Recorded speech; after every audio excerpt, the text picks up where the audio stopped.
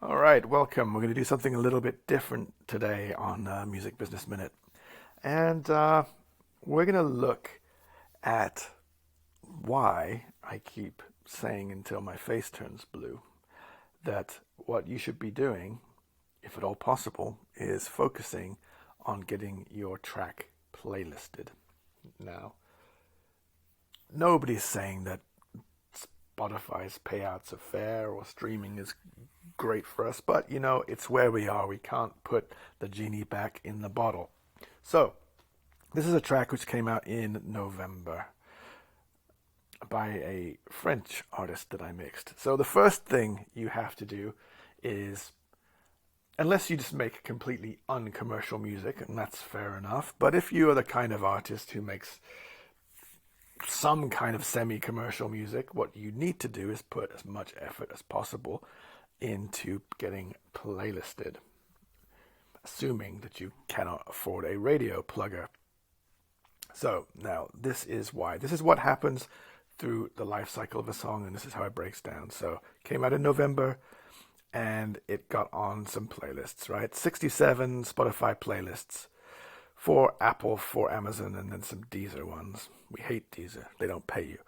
So anyway, throughout its life, it grew. It got more playlistings. And this is because fans add them to their own playlists as time goes on. So in the end, it got into 206 playlists in total.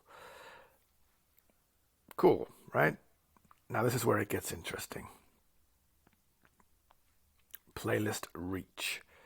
Again, throughout its life, we can see the reach of these playlists until the current day, when the playlist reach is about 14.3 million for Spotify. Now, that's not going to translate to 14 million streams. It means that 14 million people are listening to those playlists. So that's, let's say, 14.3 million potential people who would be exposed to your track via playlists. So that's why it's important to reach out to the playlists. Now, while people were listening to these random playlists, 2,000 people Shazammed it. Now, if you don't know what Shazam is, it's just basically an app, allows you to press a button when you hear a song. It identifies the song and then tells you who the artist is, what the song is. And this is how we get completely random people saving our song, adding it to their own save for later type playlists, and becoming fans. So from this campaign, they kind of got 2,000 Shazams. Not bad for 2,000 random people hearing your song, deciding they like it enough to want to find out what it is. Now, what does this translate to in terms of streams? Now let's have a look. Okay, so throughout its life cycle, we see here it got almost 410,000 streams on Spotify, and then about 8K on YouTube. They made a video, but as you can see, the YouTube video didn't get anywhere near as much traction as the streams did. And this artist, is an artist signed to a small indie in France. I know they don't have big budgets to play with, and there's no dirty tricks going on.